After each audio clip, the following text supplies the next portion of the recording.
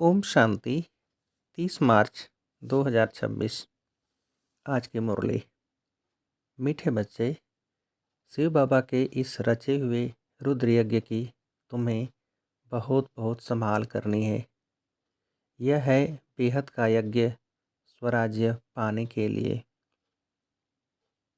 प्रश्न: इस रुद्र यज्ञ का रिस्पेक्ट किन बच्चों को रहता है? उत्तर: जो इसकी विशेषताओं को जानते हैं। तुम्हें पता है कि इस रुद्र यज्ञ में हम कौड़ी से हीरे जैसा बनते हैं। इसमें सारी पुरानी दुनिया स्वाहा होती है। इस पुराने शरीर को भी स्वाहा करना है। कोई भी ऐसा बेकायदे कर्म न हो जिससे यज्ञ में विघ्न पड़े। जब ऐसा ध्यान रहे तभी रेस्पेक्ट रख सकते हैं। गीत। माता ओ माता। ओम शांति। बच्चों ने गीत सुना। जिन्होंने बनाया है वह तो बेचारे माता को जानते ही नहीं है। नाम सुना है जगदम्बा, परंतु वह कौन थी, क्या करके गई, यह किसको भी पता नहीं है सिवाय तुम बच्चों के। जगदम्बा है तो ज़रूर बाप भी है, बच्चियां भी हैं और बच्चे भी हैं।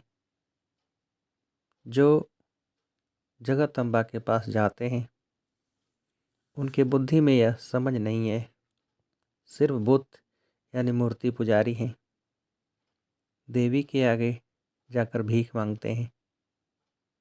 अब यह राजस्व अश्वमेध अविनाशी रुद्र ज्ञान यज्ञ है। इसका क्रिएटर है माता पिता तत्वम। तुम भी यज्ञ के क्रिएटर हो। तुम सब बच्चों को इस यज्ञ की बड़ी संभाल करनी है। यज्ञ के लिए बहुत रिस्पेक्ट रहना चाहिए। यज्ञ की पूरी संभाल की जाती है। यह है हेड ऑफिस। और भी ब्रांचेज हैं। मम्मा बाबा और तुम बच्चे अपना भविष्य हीरे जैसा बना रहे हो इस यज्ञ के द्वारा। तो ऐसे यज्ञ की कितनी संभाल और इज्जत रखनी चाहिए, कितना लव होना चाहिए। यह हमारी मम्मा जगदम्बा का यज्ञ है। मम्मा बाबा का यज्ञ तो सो हमारा यज्ञ। यज्ञ की वृद्धि करनी होती है कि यज्ञ में आकर बहुत बच्चे अपने बाप से वर्षा लेवें। भल खुद नहीं ले सकते, खुद को फुर्सत नहीं है, तो अच्छा औरों को निमंत्रण देना चाहिए। इसका नाम ही है राजस्व अश्वमेध ज्ञान यज्ञ, जिससे स्वराज्य मिलता है। इस यज्ञ में पुराने शरीर को भी स्वाहा करना होता है। बाप का बन जाना है। यज्ञ कोई मकान नहीं है, यह है बेहद की बात। जिस यज्ञ में सारी विश्व स्वाहा होनी है, आगे चल तुम देखना इस यज्ञ का कितना रिगार्ड रखते हैं। यह बहुतों को रिगार्ड नहीं है। इतने सब यज्ञ के बच्चे हैं, बच्चे पैदा होते रहते हैं, तो इस यज्ञ की कितनी इज्जत रखनी चाहिए। परंतु बहुत हैं जिनको कदर ही नहीं है। ये इतना बड़ा यज्ञ है जिससे मनुष्य कौड़ी से हीरे जैसा, भ्रष्टाचारी से श्रेष्ठाचारी बनते हैं। इसलिए बाबा कहते हैं, भल यज्ञ रचते रहो। एक भी श्रेष्ठाचारी बना तो अहो सौभाग्य। इतने लाखों मंदिर आदि हैं, वहाँ कोई श्रेष्ठाचारी नहीं बनते। यहाँ तो सिर्फ 3 पैर पृथ्वी के चाहिए, कोई आए तो एकदम जीवन सुधर जाए। कितनी इज्जत होनी चाहिए यज्ञ की। बाबा को बहुत लिखते हैं, बाबा हम अपने घर में खोलें। अच्छा बच्चे, भल यज्ञ भूमि बनाओ, कोई न कोई का कल्याण होगा। इस यज्ञ की बहुत भारी महिमा है। यज्ञ की भूमि है जहाँ बच्चे या औरों का कल्याण करती रहती हैं। ऐसे यज्ञ का बहुत मान चाहिए, परंतु ज्ञान पूरा न होने के कारण इतना रिगार्ड नहीं है। यज्ञ में विघ्न डालने वाले बहुत हैं। यह शिव बाबा का यज्ञ है तो माता पिता इकट्ठे हैं। इन मम्मा बाबा से तो कुछ भी नहीं मिलता, बेहद के बाप से ही सब कुछ मिलता है। वह एक है। मम्मा बाबा कहा जाता है शरीरधारी को, निराकार को तो शरीर है नहीं। तो बाप कहते हैं कि साकार का भी मुरीद मत बनो, मामी कम याद करो। यह बाबा भी मुझे याद करते हैं, चित्रों में दिखाते हैं राम कृष्ण ब्रह्मा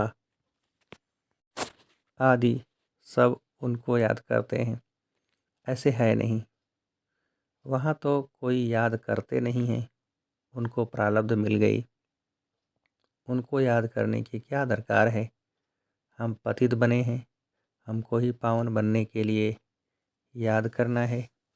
महिमा एक की ही है, उनके सदके इनका मान है। तुमको कोई भी देहधारी को याद नहीं करना है। देहधारी से उनका परिचय मिलता है, लेकिन याद उनको करना है। बाबा भी देहधारी है, सब परिचय देते हैं, परंतु बहुत ऐसे भी बेसमझ बच्चे हैं जो कहते हैं हम तो डायरेक्ट शिव बाबा की प्रेरणा से ज्ञान ले सकते हैं। अगर ऐसा होता तो फिर इस रथ में उनको आने की क्या दरकार पड़ी है। ऐसे भी हैं जो समझते हैं इस साकार से हमारा क्या काम। बाप कहते हैं मन मना भव, उनको याद करो, परंतु थ्रू तो इनके कहते हैं ना। फिर नंबरवार रिगार्ड रखना होता है। रिगार्ड वही रखेंगे जो नंबरवार गद्दी पर बैठने वाले होंगे। मम्मा बाबा पहले बैठेंगे गद्दी राजगद्दी पर, फिर उनको फॉलो करना है। बहुत प्रजा बनानी पड़े, पद भी बहुत ऊंच है, डरने की कोई बात नहीं है। एरोप्लेन में कोई नए चढ़ते हैं तो जैसे कि डरते हैं। कोई तो देखो चंद्रमा के ऊपर जाते रहते हैं, प्रैक्टिस की बात है ना। परंतु उनसे फ़ायदा कुछ भी नहीं होना है, यह तुम जानते हो। वह समझते हैं कि मून के ऊपर भी राजधानी बनाएंगे, परंतु यह कुछ भी होना नहीं है। डाउनफॉल है ना। डाउनफॉल और राइज फॉल को भी बच्चे समझते हैं। चित्र भी है, ये लक्ष्मी नारायण राज्य करते थे। आज तो देखो भारत कितना गरीब है, यह तो रियल बात है।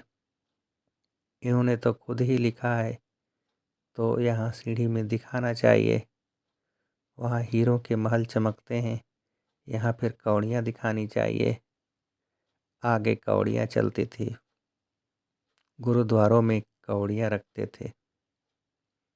अब तो कोई पैसा भी नहीं रखते होंगे। सीढ़ी तो बहुत अच्छी है, इसमें बहुत कुछ लिख सकते हो। मम्मा बाबा के साथ बच्चों का भी चित्र हो, और ऊपर में आत्माओं का झाड़ भी। नए नए चित्र रेडी होते जाएंगे, समझाने में भी सहज होगा। डाउनफॉल कैसे होता है, फिर राइज कैसे होता है।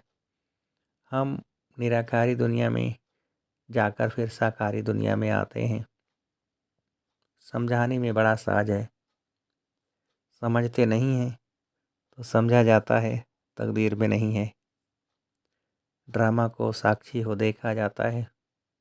बच्चों को यज्ञ की बहुत रिस्पेक्ट होनी चाहिए।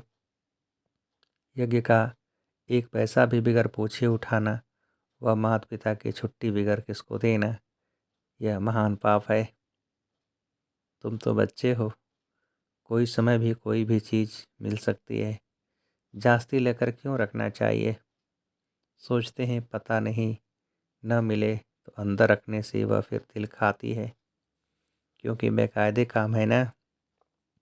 चीज़ तो तुम्हें कभी भी मिल सकती है।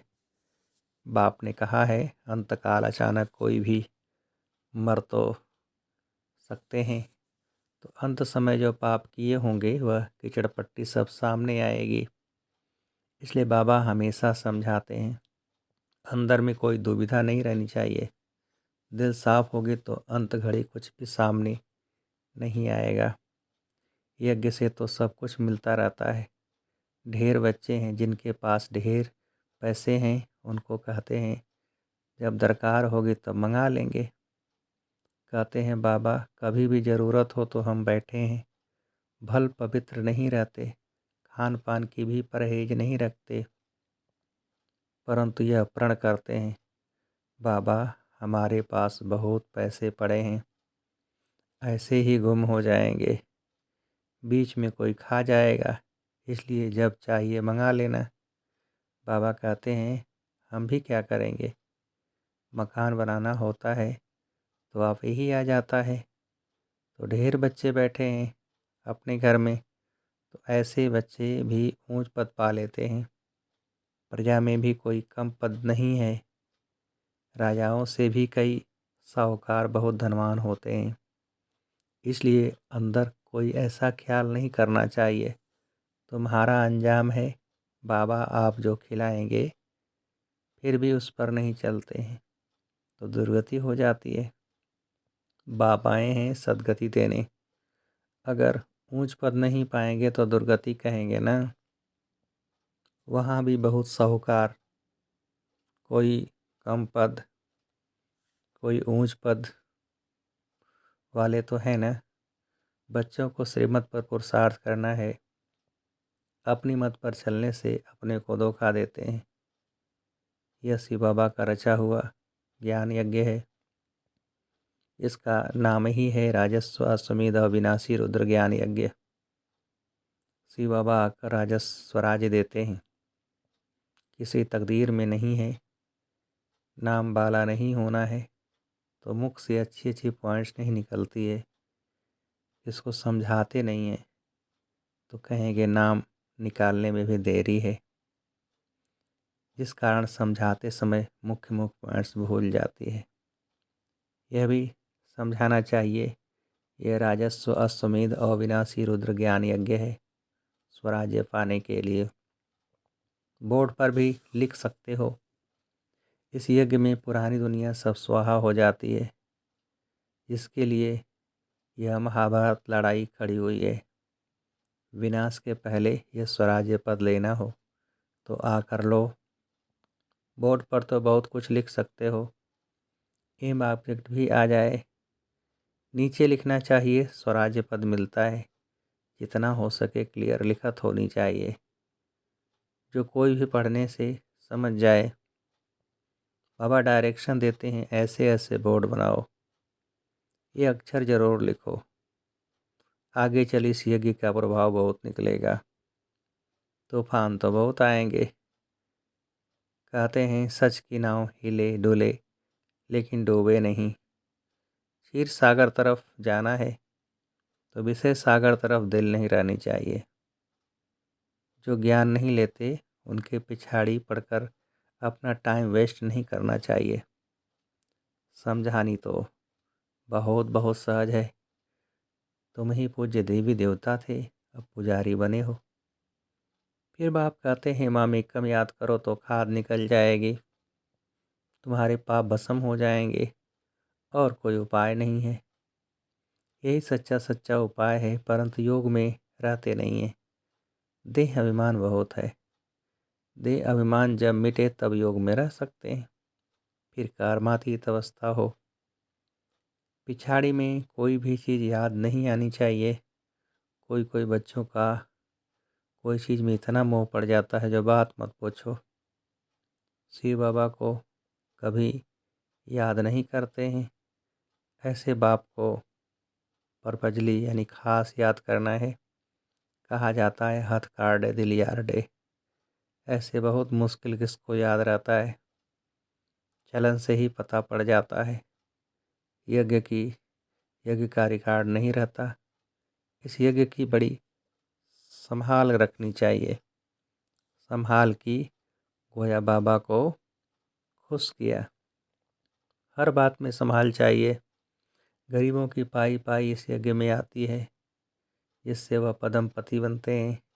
माताएं जिनके पास कुछ भी नहीं, 1-2 रुपया 8 आना यज्ञ में देती हैं, वह पद्मपति बन जाती हैं, क्योंकि बड़ी भावना से खुशी ले आती हैं, खुशी से लाती हैं। बाप कहते हैं मैं हूँ ही गरीब निवाज, तुम बच्चों के लिए ही आया हूँ। कोई 8 आना ले आते हैं, बाबा मकान में 1 ईंट लगा दो। कभी 2 मुट्ठी अनाज भी ले आते हैं, उनका तो बहुत हो जाता है, कड़ा कड़ा मुहर बराबर हो जाता है। ऐसे थोड़े ही कि तुमको गरीबों को बैठ दान देना है, गरीबों को तो वह लोग दान देते हैं। ऐसे तो दुनिया में ढेर गरीब हैं, सब आकर यहाँ बैठ जाएं तो माथा ही खराब कर देवें। ऐसे तो बहुत कहते हैं हम यज्ञ में समर्पण हों, परंतु संभाल कर लेना होता है। ऐसे न हो यज्ञ में आकर ऊधम मचावे। यज्ञ में तो बहुत पुण्य आत्मा बनना चाहिए, बड़ी संभाल करनी चाहिए, रिगार्ड रहना चाहिए यज्ञ के लिए। जिस ईश्वरीय यज्ञ से हम अपना शरीर निर्वाह करते हैं, यज्ञ का पैसा किसको देना बड़ा पाप है। यह पैसे हैं ही उनके लिए जो कौड़ी से हीरे जैसा बनते हैं, ईश्वरीय सर्विस में है। बाकी गरीबों आदि को देना या दान पुण्य तो जन्म जन्मांतर करते आए हो, उतरते उतरते पाप आत्मा ही बनते गए। तुम बच्चे सबको बाप का परिचय देने के लिए छोटे छोटे गांव में भी प्रदर्शनी करते रहो। एक गरीब भी निकल आए तो वह भी अच्छा है, इसमें कोई खर्चा तो है नहीं।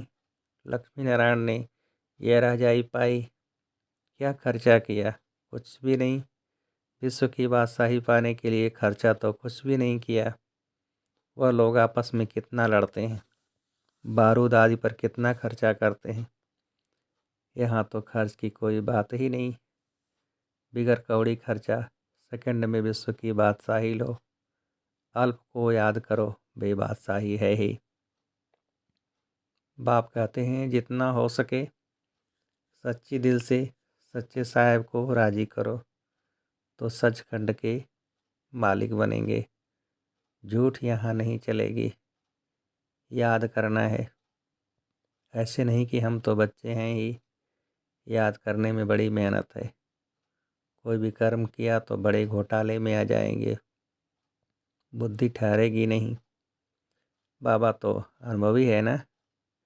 बाबा बताते रहते हैं कई बच्चे अपने को मियाँ मिट्ठू समझते हैं, परंतु बाबा कहते हैं बहुत मेहनत है, माया बहुत बिघन डालती है।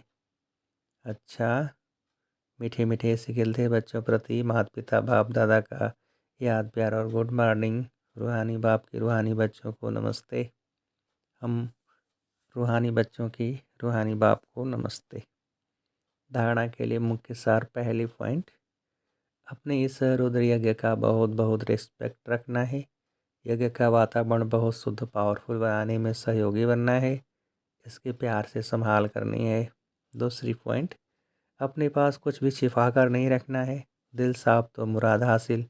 इस यज्ञ की कौड़ी कौड़ी अमूल्य है, इसलिए एक कौड़ी भी व्यर्थ नहीं गंवानी है, इसकी वृद्धि में सहयोग देना है। वरदान, तीनों कालों को सामने रख, हर कार्य में सफल होने वाले सदा विजयी भव। विस्तार, लौकिक रीति में भी जो समझदार होते हैं वह आगे पीछे सोच समझकर फिर कदम उठाते हैं। ऐसे यहाँ भी आप बच्चे जब कोई कार्य करते हो तो पहले तीनों कालों को सामने रखकर फिर करो, सिर्फ वर्तमान को नहीं देखो। बेहद की समझ धारण करो और विजयीपन के निश्चय के आधार पर व त्रिकालदर्शीपन के आधार पर हर कर्म करो व हर बोल बोलो, तब कहेंगे अलौकिक व असाधारण। स्लोगन, हद के किनारों को छोड़ एक बाप को सहारा बना लो तो पार हो जाएंगे। ये अव्यक्त सारे निश्चय की फाउंडेशन को मजबूत कर सदा निर्भय और निश्चिंत रहो। कई बच्चे समझते हैं मैं स्वयं को जानता हूँ कि मैं ठीक हूँ, दूसरे नहीं जानते व दूसरे नहीं पहचानते। आखिर पहचान ही लेंगे, वो आगे चलकर देखना क्या होता है। यह भी ज्ञान स्वरूप याद स्वरूप आत्मा के लिए स्वयं को धोखा देने वाली अलबेलेपन की मीठी निद्रा है। जिन बच्चों के निश्चय का फाउंडेशन मजबूत है वह कभी छिप नहीं सकते। वे सदा निर्भय और निश्चिंत रहते हैं। अच्छा, ओम शांति।